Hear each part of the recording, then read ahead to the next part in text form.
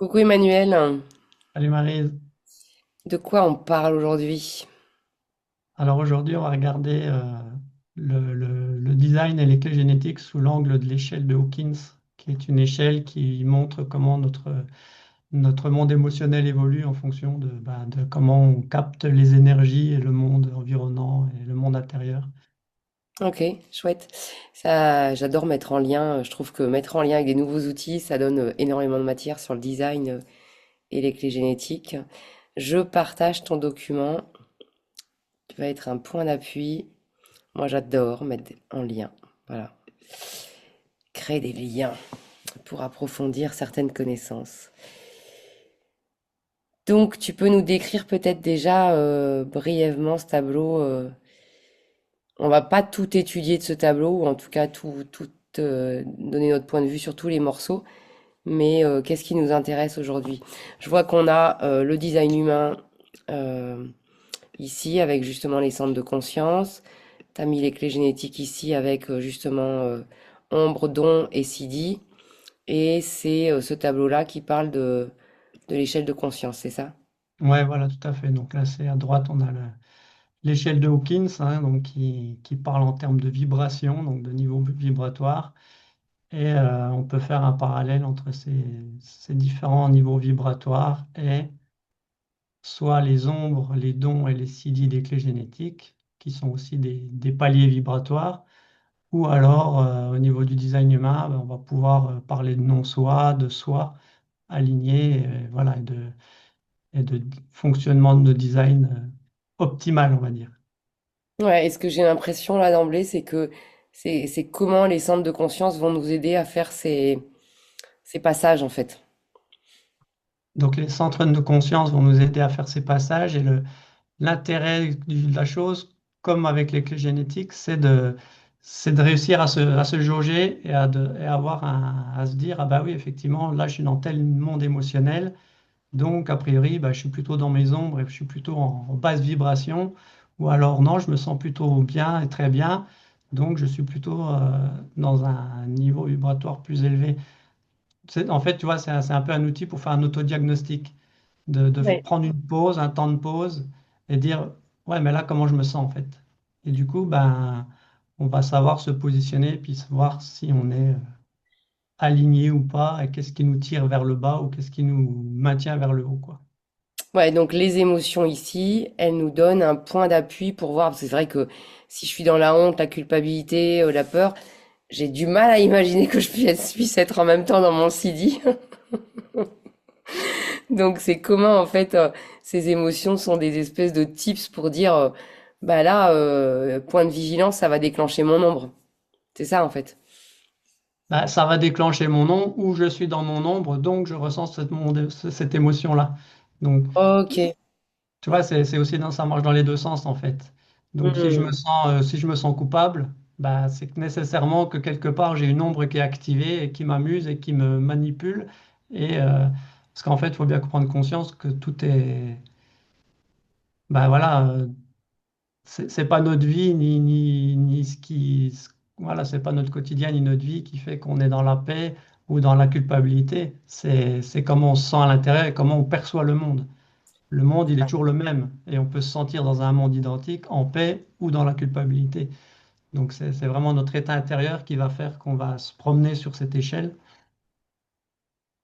Et donc bah, l'idée, c'est de savoir que quand on est vers le bas, bah, on est plutôt sur cette tendance involutive, mais que on a toujours accès à cette partie haute. Tu vois, Ouais, on c'est peut pas vraiment changer le un monde. choix et un état d'être et c'est un état intérieur et qu'on choisit en fait. C'est ça que je veux dire. Ouais, c'est ça. Qu'on choisit ou qu'on développe en fait. On peut pas changer le monde extérieur, on peut que changer le monde intérieur. Euh, et du coup, qu'est-ce qu'on a à changer à l'intérieur et quels sont nos points d'appui pour être le plus possible à minima dans le don en fait. C'est Donc ça. quelque part on a vers sur vert, c'est pas génial. Quelque part on a les mots clés pour chaque clé de l'ombre et du don, mais on a aussi justement tous ces niveaux émotionnels qui, on voit, plombent notre vibration, j'aurais envie de dire. C'est ça. Et ce qu'il faut vraiment bien saisir, c'est que c'est, c'est- c'est- on a tout instant, on a un choix entre j'involue, je descends au niveau de ma vibration parce que je vais me laisser absorber par ces émotions plus basses, ou alors non, c'est l'histoire du verre à moitié vide et du verre à moitié plein, tu vois. C'est à chaque instant, on a le choix de voir le même verre à moitié vide et le verre à moitié plein. Quand on voit que ah ben là, je suis plutôt dans la perception d'un verre vide, eh ben, qu'est-ce que je ne vois pas dans ma vie, dans mon quotidien, dans ma réalité, qui m'empêche de me dire, bah si, il y a quand même plein de choses qui sont là et je vais m'y connecter, je vais y devenir plus sensible. Et ça va m'aider à prendre l'autre chemin qui va plutôt m'amener vers ces émotions-là et vers ces vibrations-là, quoi. Mm.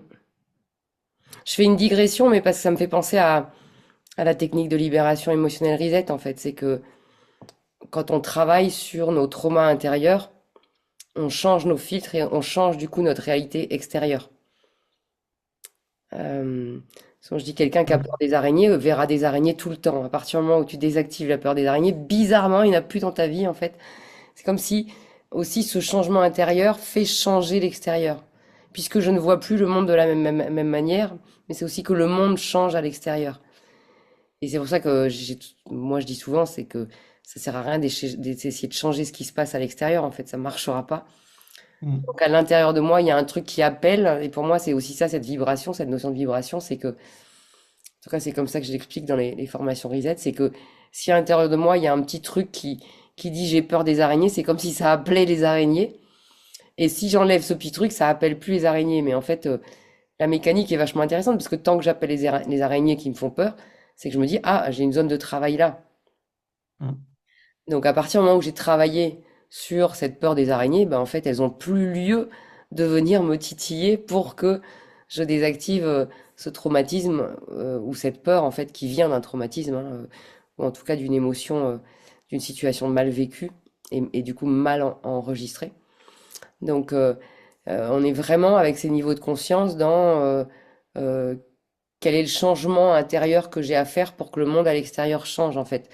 Et que du coup, je passe de mon ombre à mon don en fait. Ou j'ai même envie de dire, le passage de mon ombre à mon don fait changer le monde à l'extérieur. Bah ouais, ouais, tout à fait. En fait, moi, tel que je le comprends, c'est que le monde est là pour nous montrer ce qui nous fait réagir. Donc, si on réagit aux araignées, c'est qu'il y a un truc à guérir à l'intérieur vis-à-vis des araignées. Une fois que cette chose est guérie, bah, le monde extérieur n'a plus à nous le montrer puisque ce n'est plus présent en nous. Donc, ça n'apparaît plus dans notre monde. Donc, c'est vraiment la dynamique d'observer comment je réagis face au monde extérieur parce que ça vient révéler quelque chose de mon monde intérieur qui a besoin d'attention ou de guérison. Un miroir. Donc, ouais, voilà, c'est ce que tu expliques. Tout dépend de où on met le point de départ de cette analyse. Est-ce que c'est... Mais voilà, le processus, c'est de se dire, ben, je vois l'araignée, elle me fait peur parce que j'ai quelque chose à l'intérieur de moi qui active cette peur de l'araignée. C'est ça. Et c'est ce truc-là qu'il faut désactiver. Comme ça, je suis en paix avec les araignées.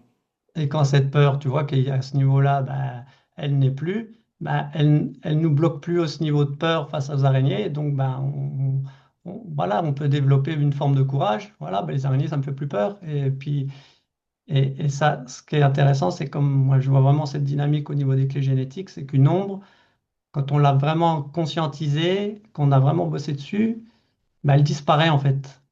Le don devient notre normalité. L'ombre n'a plus d'accroche. Tu vois, ici, c'est comme si on avait quelque chose qui. C'est comme s'il y avait comment, des petits crochets ou voilà, des accroches qui sont sur nous et sur lesquels la vie arrive à venir nous accrocher. Tiens, j'ai encore une part de culpabilité en moi. La vie va réussir à venir activer ma culpabilité. Le jour où j'ai guéri ma culpabilité, bah, cette accroche, elle est plus disponible. Et donc, ben, il n'y a plus. L'extérieur n'a plus l'emprise, quoi. C'est ça. Et il y a plus cette emprise, cette accroche en moi parce que la blessure est guérie. Et du coup, bah, je suis ici. Et voilà, Évidemment, ça va pas être la culpabilité sur tous les domaines, mais sur un domaine particulier, si j'ai bien vraiment bossé dessus, ça ne s'activera plus parce que ce sera plus présent en moi. Mm, mm, mm, mm. Et ce Chouette. qui est, Non, vas-y. bah, ce qui est chouette aussi, moi, ce qui est intéressant, c'est des fois on peut se voir ici, je suis en paix, je suis en joie, et on peut s'illuminer, moi, on peut s'imaginer qu'on est un être éveillé, qu'on est, voilà, on peut s'imaginer dans cette sphère-là, je vais dire de façon égoïque, tu vois, et en fait, on va voir que sur certains aspects, on va vraiment être dans notre honte, on va avoir peur de dire qui on est, d'être authentique, de se montrer, de faire part de nos besoins, d'exprimer nos besoins, même avec des personnes intimes. Et en fait, c'est quoi? C'est de la honte, ça, parce que j'ai honte de qui je suis, j'ai honte de mes besoins. Et donc, c'est facile de se dire, en fait, non, je suis bon, je suis éveillé, je suis au bout du chemin. Et en fait, non, on est encore dans ces niveaux vibratoires sur certains aspects de nous-mêmes. Et, et c'est facile de faire du bypassing émotionnel et spirituel dans nos mondes où on a des super outils qui cherchent à nous connecter à ces espaces-là. Puis en fait, on est encore embourbé dans des émotions de très basse vibration qui en fait nous empêchent de vraiment connecter ici. On s'y connecte avec l'esprit, avec le mental, mais notre corps, il n'est pas du tout là. Donc notre corps, il est encore embourbé dans ces émotions très basses. Ouais. Et le lien que je vois là, qui me vient avec les centres de conscience, parce qu'on a quand même ces trois centres de conscience qui sont là pour nous permettre de conscientiser le monde, qui sont des points d'appui fondamentaux dans le design humain. C'est, tu vois, je me dis, je reviens sur le splénique, c'est le centre de la survie, le centre du bien-être, notre système immunitaire, notre santé, mais c'est aussi nos instincts. Et c'est le premier centre, c'est le plus ancien en tout cas, et je peux pas m'empêcher de le remettre avec, en lien avec les traumatismes. Ça veut dire que c'est là que nos traumatismes sont engrammés, et c'est notre premier centre sur lequel il faut travailler, c'est-à-dire justement travailler à désengrammer les traumatismes, parce que quand notre cerveau de survie prend le lead, le reste est déconnecté, puisqu'il y Mhm. a survie, donc c'est pas le moment de réfléchir, c'est le moment de fuir, attaquer ou faire le mort. Donc Mhm. le premier axe de travail, je me dis, c'est vraiment ça, c'est travailler sur qu'est-ce qui fait que par moment je surréagis, j'ai plus le contrôle de moi-même en fait. Et je pense que c'est vraiment le premier niveau. Et le deuxième niveau, ben, l'ajna, c'est cette capacité à se mettre en position méta, Mhm. à observer le monde et donc à apprendre et à conscientiser ce qui se passe pour ensuite pouvoir aller vers le plexus solaire, centre de conscience spirituelle encore tout bébé. Et Mhm. néanmoins en construction ou en transformation.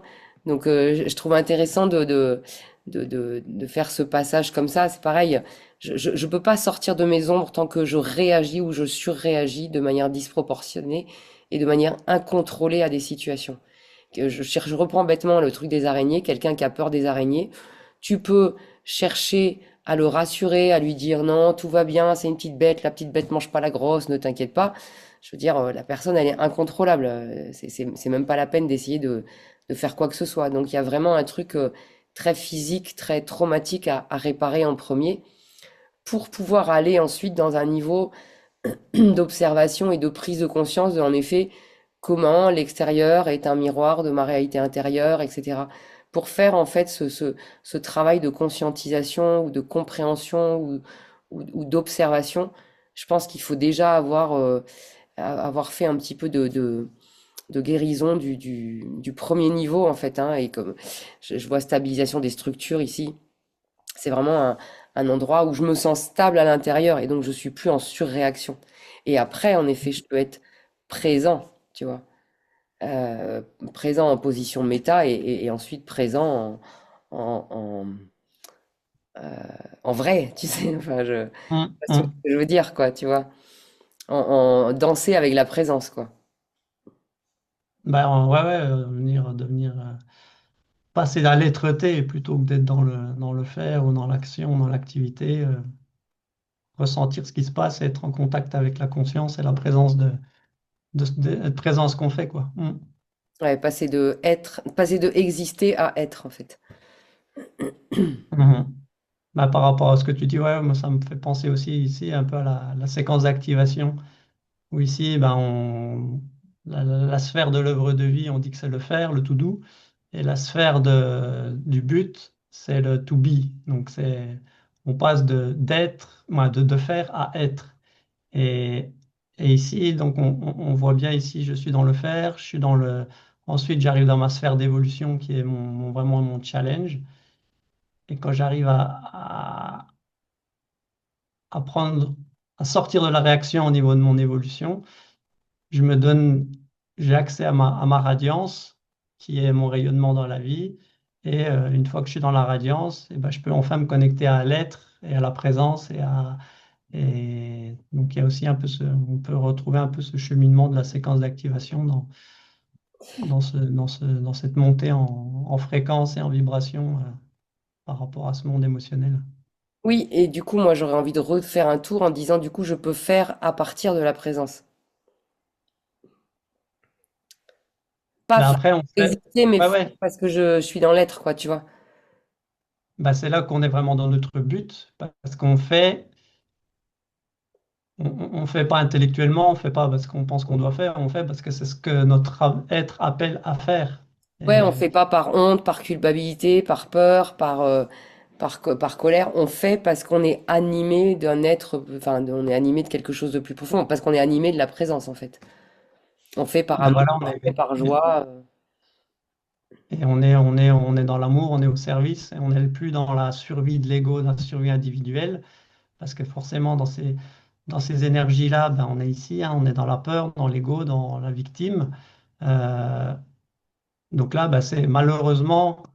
Je pense que notre monde, il est encore beaucoup plongé cet environnement égotique où c'est chacun pour soi, quoi. On le voit bien au niveau de l'actualité où on est en train tous les pays sont en train de se refaire, d'être en survie et à repasser dans des modes plutôt que de coopération, de revenir dans des modes de protection. On est en train, au niveau global, de redescendre, j'ai l'impression, dans ces énergies de peur. Et on se coupe du cœur, on se coupe de la vie, et on se coupe de la coopération et de l'amour qui est censé nous lier, quoi. Donc, j'ai l'impression qu'il y a un peu deux mouvements, quoi, et que notre monde, il est en train de se dissocier entre un monde qui va vers de plus en plus de peur, et puis un monde qui connecte à cet amour et à cet esprit de collaboration et de. Ouais, c'est intéressant parce que je peux pas m'empêcher de revenir au mandala. Alors quand tu dis ça, le monde est un peu dans la survie. J'ai mis ligne 1 en fait parce que des fois, moi, j'ai l'impression que notre monde, il est qui c'est qui pissera le plus loin en fait, qu'on est vraiment revenu à un niveau. C'est moi qui ai le plus grand territoire. Bref, euh, quand on regarde le mandala, on a deux mouvements dans le mandala. On a un mouvement évolutif de notre trajectoire et donc du mouvement du soleil, comme si on imagine que le soleil tourne autour du mandala. Il y a un mouvement dans ce sens-là qui passe à chaque fois de la ligne 1 à la 2, à la 3, à la 4, à la 5, à la 6. Et de l'autre Mhm. côté, tu as le mouvement des nœuds nodaux, donc du décor de vie, qui passe dans l'autre sens, donc qui passe de la ligne 1 à la ligne 6, à la 5, à la 4, à la 3, à la 2. Euh, donc, ce que je me dis là, c'est qu'en fait, il y a, alors là, on est en ce moment dans un espèce de décor de vie en ligne 1. Ça veut dire que c'est comme si le film dans lequel on est tous là, il est en effet lié à peur, survie. Ok? Et on Mhm. va passer, 2027, on va passer en ligne 6. Ça veut dire un décor de vie qui parle de transcendance, d'amour, de conscience, de transition. Donc ça va être un changement radical de film. Et dans ce changement radical de film, et ben en fait, on a en effet aussi les lignes qui nous... la ligne 1 et 2 pour le splénique, la ligne 3 et 4 pour l'ajna, la ligne 5 et 6 pour le plexus. Alors j'aurais presque envie de les mettre, mais c'est vraiment du grosso modo, hein, on pourrait les mettre comme ça. qui montre mince, ça c'est 5, qui montre un chemin de développement en fait. Il n'y a pas de la ligne 1 est inférieure à la ligne 2, c'est pas du tout des histoires Mhm. comme ça. C'est juste que tout processus passe par ce chemin, ligne 1, ligne 2, ligne 3, 4, 5, 6. Tout processus. Souvent, je dis à mes élèves en formation de design humain, Dieu a créé le monde en 6 jours, même là, on le retrouve en fait. Mhm. Moi, j'ai Ouais. étudié ce processus dans les formations, justement. Ligne 1, on a besoin de connaissances. Ligne 2, on a besoin justement de comprendre. Ligne 3, on a besoin de pratiquer. Ligne 4, on a besoin d'analyser et de partager avec d'autres pour avoir des points de vue.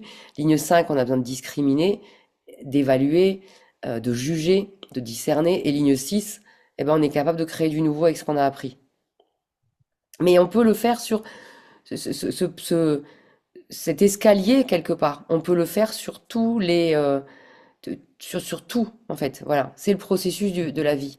Et quelque Mhm. part, ça nous montre un processus qui peut venir justement en point d'appui de ce travail de ombre dont s'y dit, et qui va être, j'aurais envie de dire, d'autant plus d'actualité, alors qu'on va passer de un décor de vie 1 à un décor de vie 6 quoi.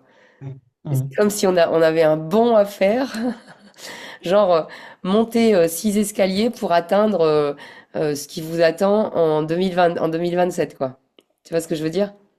Bah, c'est rigolo parce qu'on a l'impression que sur ce mouvement-là, on marche à l'envers parce que on fait 6 5 4 3 2 1 et mais ça résonne effectivement bien avec ce mouvement 1-6 qui va se produire en 2027 où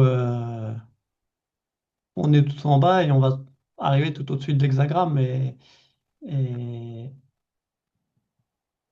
on sent bien que bah, il y a une mouvance qui continue sur sa ligne 1 là, mais qui va se prendre le mur parce que c'est plus vers ça que la vie va nous emmener et c'est plus ces énergies-là qui vont être entretenues par la vie, quoi.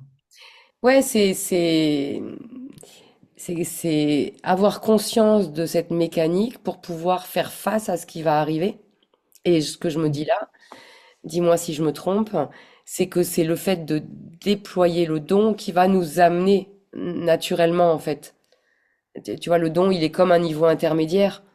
Donc, avoir conscience de notre ombre, c'est déjà une manière de pouvoir aller vers le don et avoir conscience de toutes ces émotions dont on a parlé.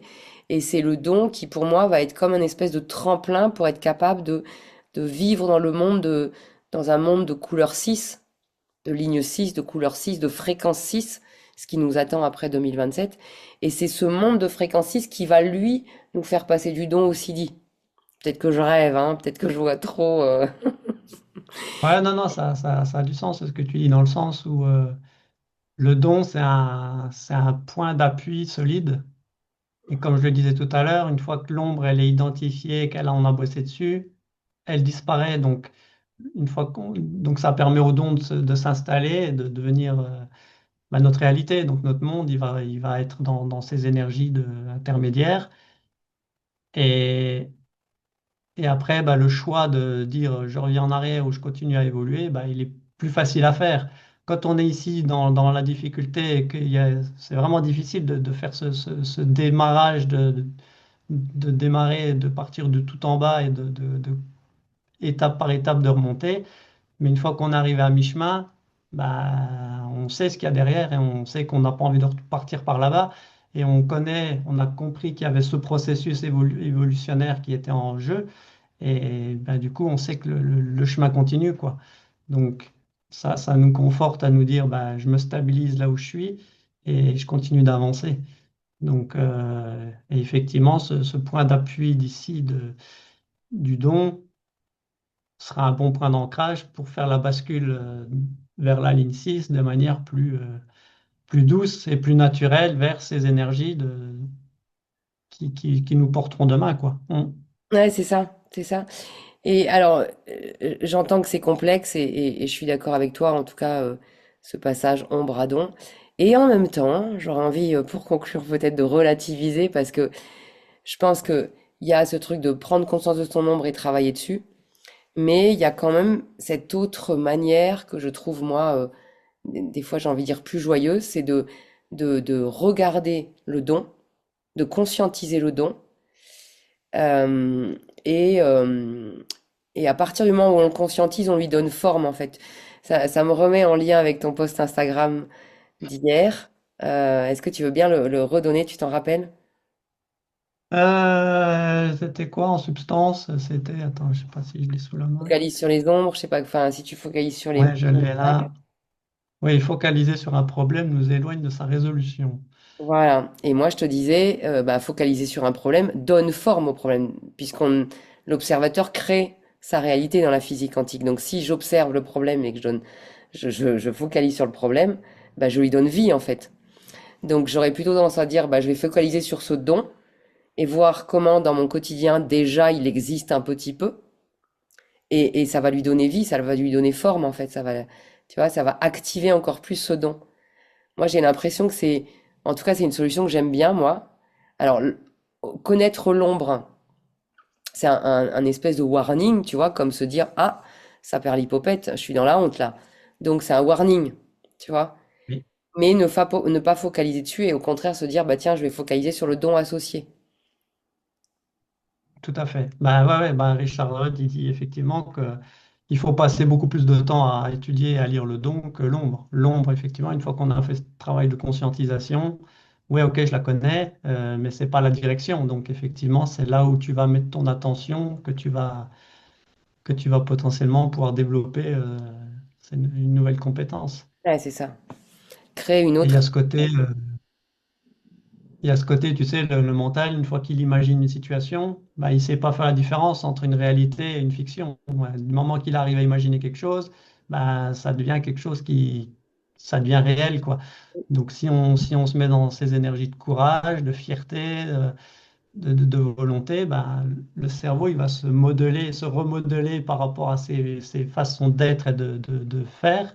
Et, et il va de la même manière perdre de vue ces énergies moins porteuses et plus difficiles à appréhender, quoi. Mm, mm. Après, ouais, c'est effectivement l'idée de se dire à quoi je suis attentif dans ma vie, qu'est-ce qui me porte, qu'est-ce qui me nourrit, Ouais, qu'est-ce c'est que je veux aussi, qu'est-ce que je veux dans ma vie, plutôt que de dire je veux plus de ça, parce que je l'entretiens, ben non, je veux ça. mm, mm. C'est une gymnastique de dire, ouais, mais qu'est-ce que je veux à la place? Mais c'est pourtant ça qui va nous tendre, nous amener à, et nous tendre vers. C'est ça, c'est ça. Donc, Ok, chouette. l'amour de son Donc, prochain, la joie, ben c'est voilà, c'est des énergies qui vont nous porter pour. ouais, ouais, et du coup, je pense, euh, le petit tips, en fait, j'aurais envie de dire aujourd'hui, c'est de se dire, ben, regarde les points clés de ombre et don des quatre portes de ton, j'ai mangé le nom, truc d'activation, là. Séquence d'activation. Merci. Regarde les quatre portes déjà. Euh, Mhm. mets mets l'ombre en warning, sans focaliser dessus, sans dire, oh, je suis encore dans mon ombre, ça perd l'hypopète, c'est grave. Non, ça Mhm. marche pas, ça. Mets l'ombre en warning et focalise le don le plus que tu peux en fait. Et j'ai même envie de rajouter, choisis le plus facile en fait, le don le plus facile. Parce que moi, ce que j'ai vraiment retenu l'autre fois avec toi, c'est cet endroit de, vu que c'est fractal, quand tu travailles sur une clé, ça joue sur les autres. Donc j'ai Mhm. envie de dire sur ces quatre-là, même s'il y a un chemin, je l'accorde, euh, bah, de choisir déjà la clé le don de la clé qui nous paraît le plus facile en fait. Ouais, ouais, le plus accessible. Voilà, la plus accessible et puis elle va rayonner sur les autres en fait. Le prendre en point d'ancrage, effectivement, pour développer les autres plus facilement. Ouais. Et toujours revenir à ce point de référence pour s'appuyer, pour renforcer les autres dons. Oui. Ah, Mm. c'est ça. Parce que travailler sur le premier, c'est pas obligatoirement la manière la plus facile finalement. Non, non, Même non. s'il faudra y passer, je pense, mais en tout cas, il y a le soleil conscient qui va, avec le défi d'aller dans la terre consciente. En tout cas, pour moi, c'est l'endroit le plus compliqué. Et je me dis, au lieu de focaliser là, bah, va chercher les autres qui sont plus simples et qui vont t'aider à aller là, en fait. Ouais. Bah, de toute façon, le plus difficile, c'est la sphère d'évolution, parce que c'est pas pour rien que c'est le chemin du challenge, c'est que c'est là qu'il y a un gros point bloquant. Et effectivement, attaquer par celui-là, c'est un peu compliqué, ça peut être un peu compliqué. Donc, aller s'appuyer sur les trois autres, bah, ça va aider C'est- à, à débloquer cette sphère-là un peu Donc la morale de complexe. cette histoire, c'est contacter Emmanuel pour qu'il vous donne vos quatre clés principales et comme ça, vous avez déjà quatre warnings et quatre waouh pépites en fait. Mm. Là, Ouais. Et après, on choisit la plus simple à mettre en place en premier et voilà. il y a déjà un beau gros travail à faire avec ces quatre premières sphères, effectivement. Ouais. Mm. Ok. Bon, tu vois autre chose à ajouter? J'ajouterais juste que par rapport au design humain, bah, de la même manière, on peut focaliser, on voit beaucoup dans les réseaux, sur les réseaux l'histoire de non-soi, ouais, mais attention, tel centre, le non-soi, non-soi, non-soi. Ok, mais pareil, de la même manière, c'est essayer de voir quel est le beau côté de chaque centre, défini ou pas, et de voir, bah, ouais, bah, ce centre-là, il est ouvert chez moi, mais c'est quoi les potentialités de ce centre ouvert chez moi? Et plutôt que de voir, attention, là, il y a danger, c'est un ego ouvert, attention à ton estime de toi, tu vas chercher à ci, à ça. Non, c'est magnifique, l'ego ouvert. Et de la même manière, on peut se dire, bah, j'ai rien à prouver à personne et je vais m'appuyer sur cette fréquence haute de mon centre non défini ou ouvert pour me pas, bah, pareil, pour me rester dans ces polarités intermédiaires et pas me plomber tout seul en me disant, j'ai un problème, quoi. Ouais, je te remercie de rebondir là-dessus. Ce matin, j'avais un accompagnement de bilan de compétences et je disais justement à ma cliente qu'il focalise sur le non-soi de son agenda ouvert.